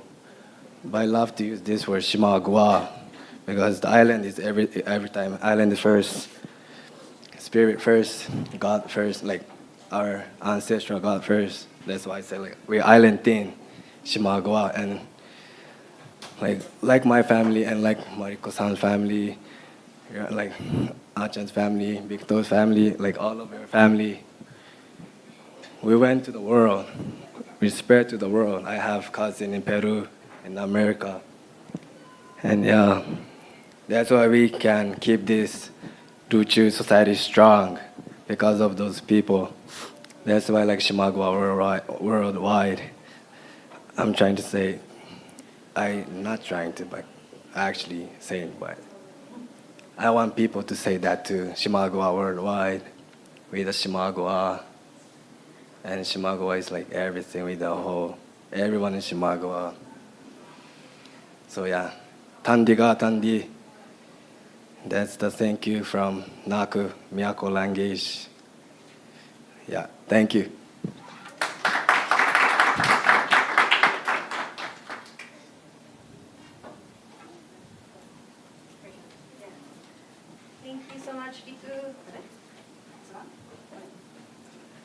Thank you so much, Riku. We will now pass it over to Victor Kinjo.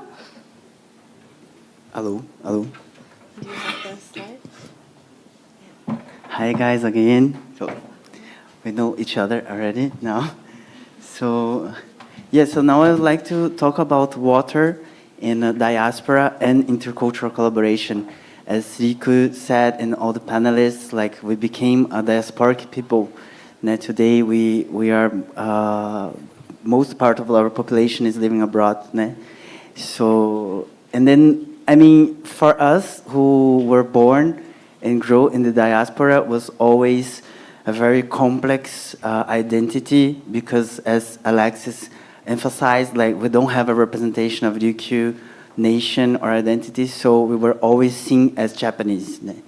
And then like I just because of this kind of movement, the research that we has developing, then we are developing or deepening our identity in these ways. I also would like to mention that we have here Professor Anne-Maria Shimabuku from New York University, which is one of our most important scholars teaching here, and it's very important for us to have these books and this thought, because like the grammar that we have usually doesn't we cannot speak through this language, so we have to create new words and new theories, new ways of looking. So thank you very much to be here.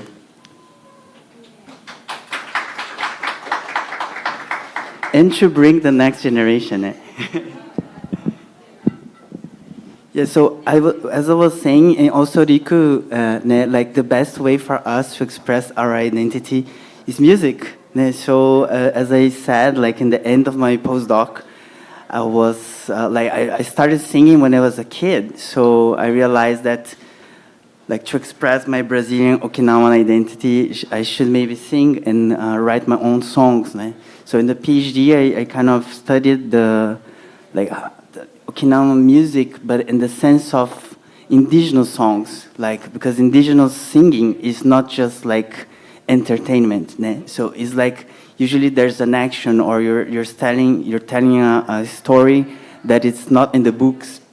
So so when I reached this, I started to also write my own songs, because I think that the traditional songs are very important, but it's also very important that we can create new songs, new thoughts, new theories, because we are here now. So with our ancestors, but with the challenge of the present. So I'd like to sing. Oh, sorry. Yeah, this is the song, one of my first songs. It calls Permissão.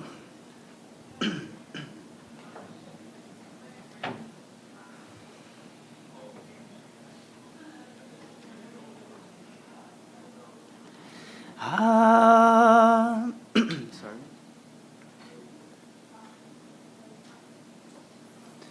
Abre caminho pelo mundo, abre caminho pela vida. Se parar por um segundo, divinal é o céu e a terra.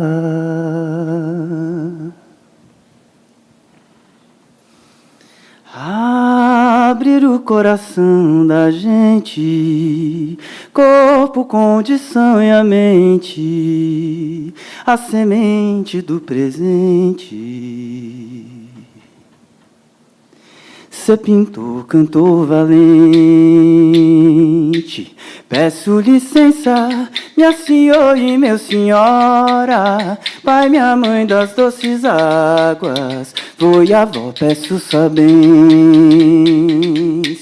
Eu vim de longe, vim de um reino do passado, pra plantar feijão, quiabo, milho, couve, amor, amora. Abre caminho pelo mundo, abre caminho pela vida. Se parar por um segundo, divinal é o céu e a terra. Abrir o coração da gente, corpo, condição e a mente, a semente do presente. Ser pintor, cantor valente. Peço licença, minha senhora e meu senhora, pai, minha mãe das doces águas, vô e avó, peço sua bênção. Eu vim de longe, vim de um reino do passado, pra plantar feijão, quiabo, milho, couve, amor e amora.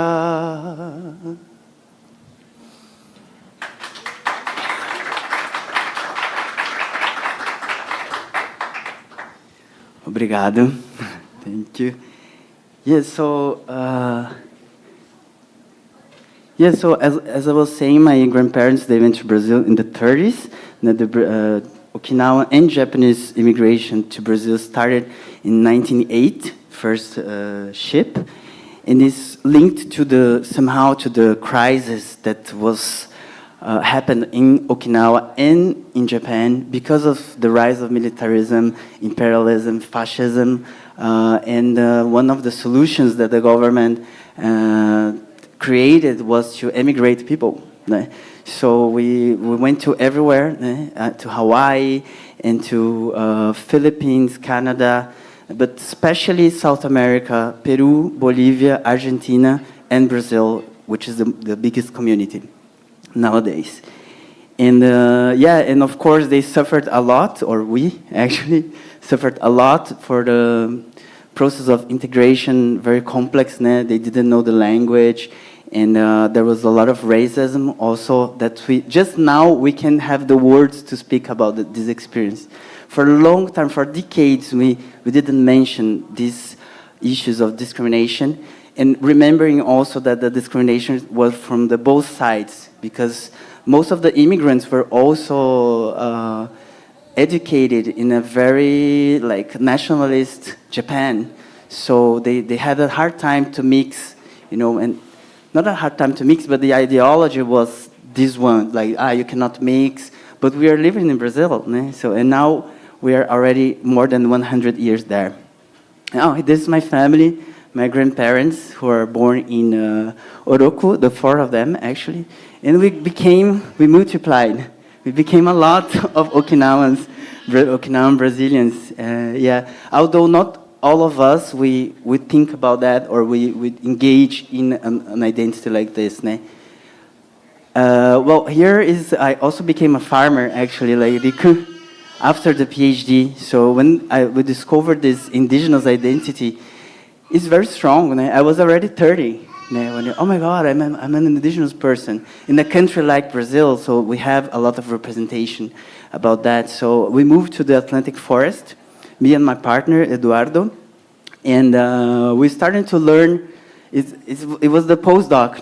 Thank you, books, very important, this knowledge, but also the land, the water, the trees, the birds. They teach us very important lessons.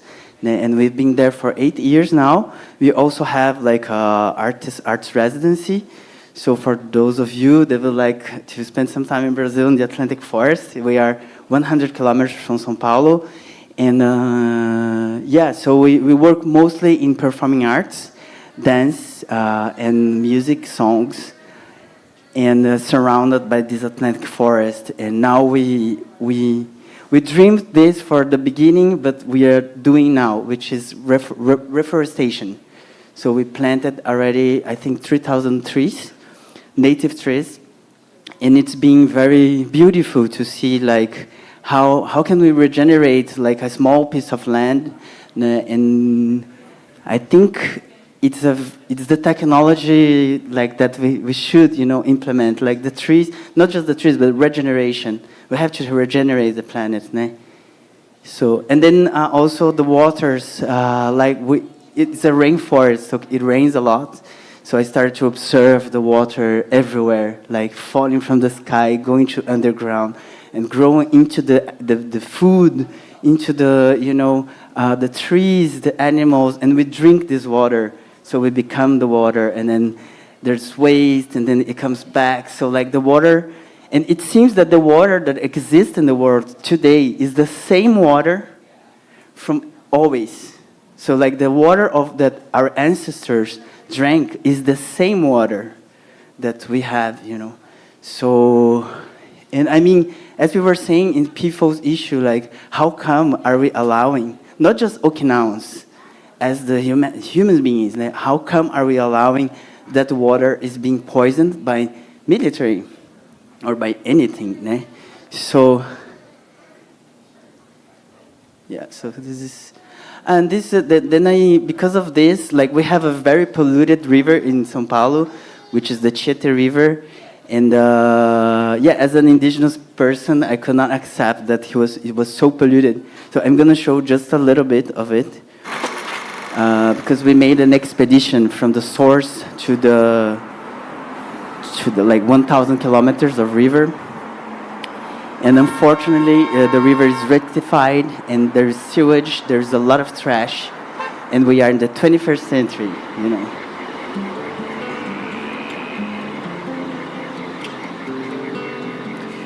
Yeah, so this, like, the river is like this. They make like this with the river. I'm calling straight engineering. O rio vem descendo, correndo, trazendo, e eu entendendo que a mata tem pra me contar. A mata diz com muito atento que os bichos lá estão se escondendo à medida que o homem chegar. O rio vem descendo, Yeah, so this foam that you see is pollution. entendendo que a mata tem pra me contar. A mata diz com muito And atento the river is somehow in a way that you cannot achieve, you cannot go to the river. There are roads around. So like the city is totally disconnected to this river.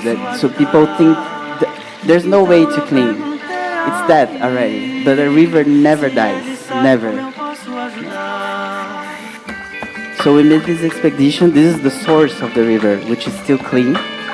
And we started to follow like the whole river and singing also to the waters, which is something that the indigenous peoples always has done. And what is the relation between stopping singing to the river and river pollution? Yeah. So there are also like social movements that are engaged in this topic. So we are not alone. Yeah.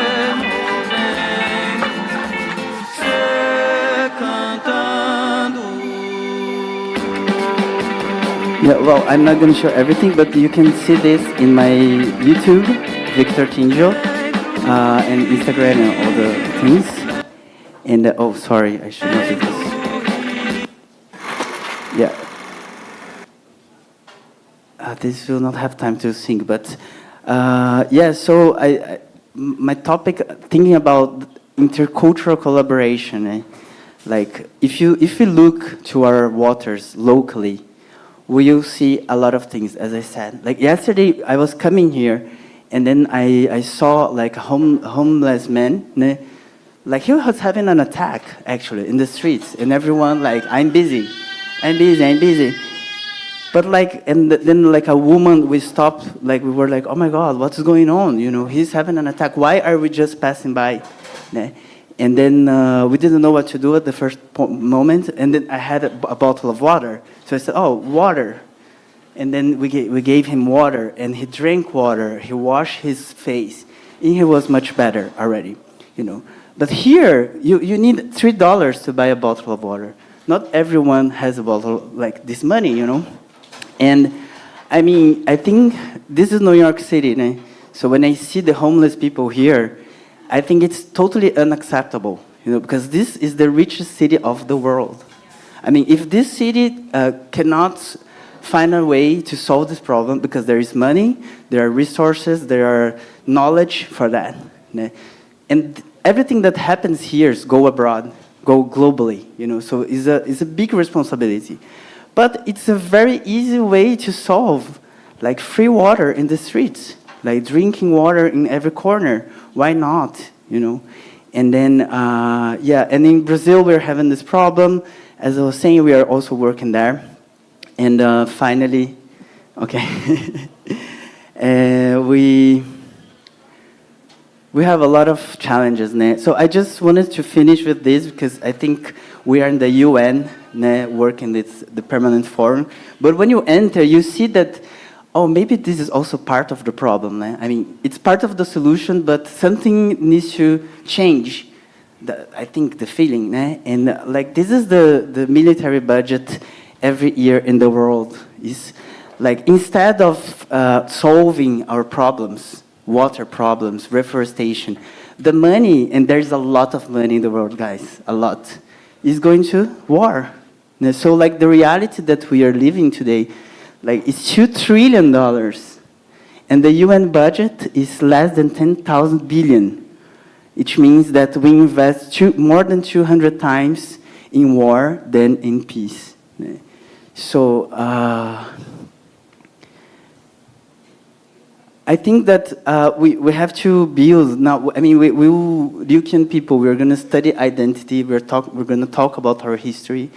but we also have to build like a vision to every topic, because we should have like a Ryukyuan position about the UN, about Palestine, about what's going on there. Like, it's very sad because it reminds us for what happened to us, So I think it's not acceptable that we are in the 21st century watching this genocide, this apartheid happening, like in our smartphones. I know I also suffer, like, what can we do?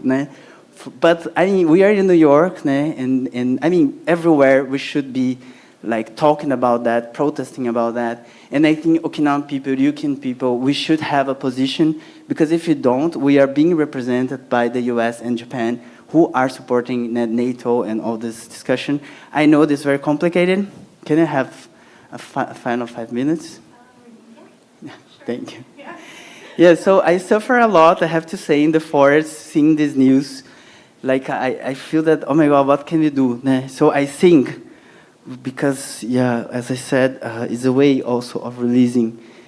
Then, yeah, so, then I have this song, Let's Get Along. I composed it maybe some years ago. But then the lyrics, it was not fitting for me anymore, because the words were changed. And then I wrote this new lyric, and now is the first time that I'm gonna show to some to people. So I'm a little bit nervous, and I need your help, if you can help me. I would like to call here Mariko, and Alexyss, can you come also to sing? And Shinako or everyone. Yeah, so so this is a part of the project, a new project. It calls Amor y Agua. I don't know how many of you can speak also Spanish, because Spanish is very similar to Portuguese. But Amor y Agua means love and water. And then, there is a song. Let's sing. And so the choir is very easy. So if you can help us to sing Let's Get Along, Amor y Agua, we will be very glad. Let's see. Where is the clicker? Oh, thanks. It's okay. You want to leave the lyrics up? Yeah, I will need maybe. How do we play? Is there a way we can click this button on the bottom? It's not a touch screen. Can I see the lyrics here? This was not released yet, but in the Spotify and YouTube and everything, you can listen to my 2 albums and other singles, like in Portuguese and Uchinaguchi and other languages. Thank you.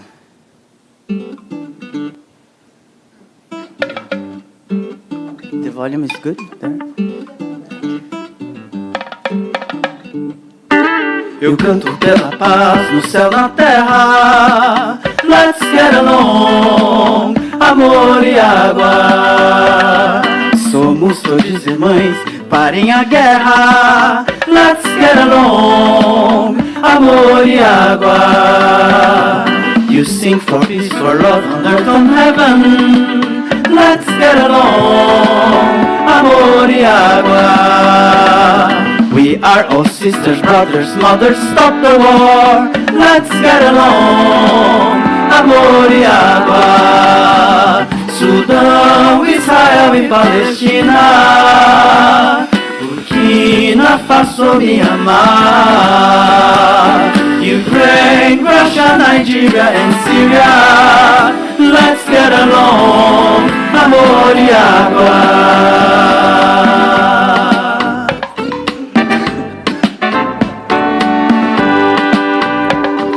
Cantamos pela paz no céu, na terra. Let's get along, amor y agua. We are all sisters, brothers, mothers, stop the war. Let's get along, amor y agua. USA, NATO, Korea and China, Eurasia, Taiwan e Japão. All life is the treasure, Nuchi do Takara. Let's get along, amor y agua. Come for love, my dear. Come to be river now. gracias a la vida. Let's get along, amor y agua.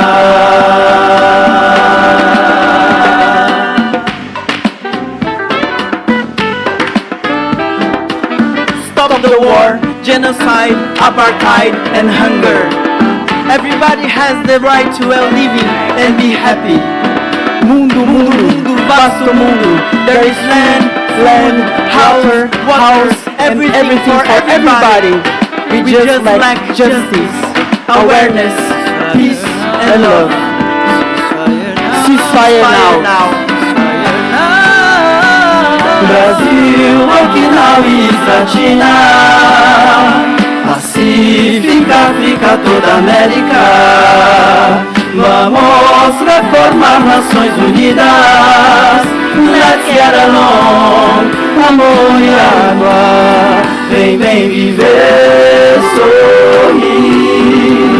Vem, vem chorar, cantar. Dá graças a la vida. Let's get along, amor e água.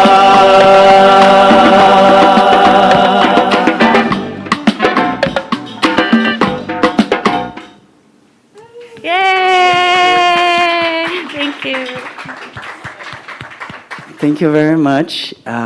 We would like to thank a lot, also People's Forum. Please, let's come all to have a picture. If we could have too. the speakers, please join the stage so we can have a final. This is a very special place and very important because it connects like worldwide, international social movements from different parts of the world. And it's so important that we have a moment and a place to exchange experiences, ideas, songs, and joy and sadness also, places for meeting.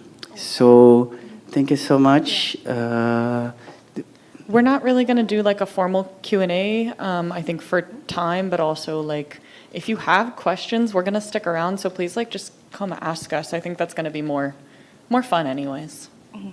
Great. Thank you all so much for being here. Thank you to our panelists. Say it again.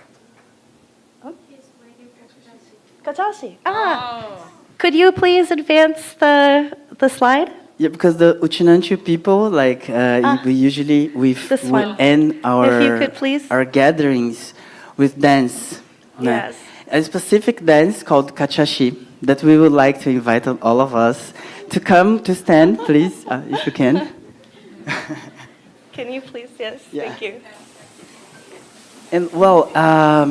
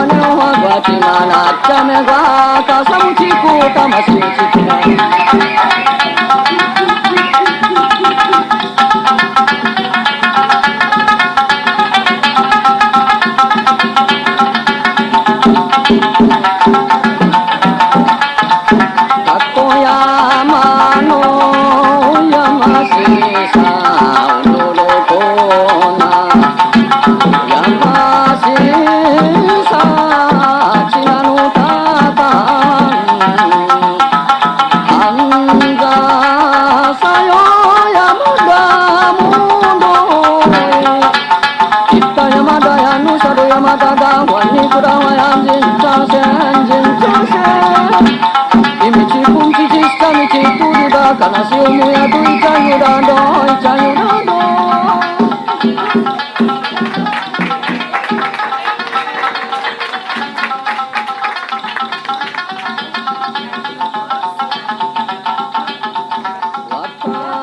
think that's it, everyone. Thank you so much for being here. Ippenihe devitan. Thank you very much.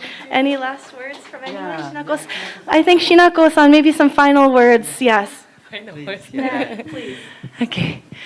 いっぺんにフェーデービル中やシリガフウェイビータン Thank you very much for being here and then watching us today. And we really like to share our struggle, our indigeneity, and also we like to learn from you too.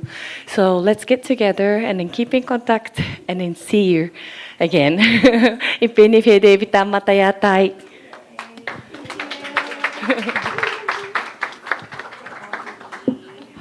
はい、お疲れ様。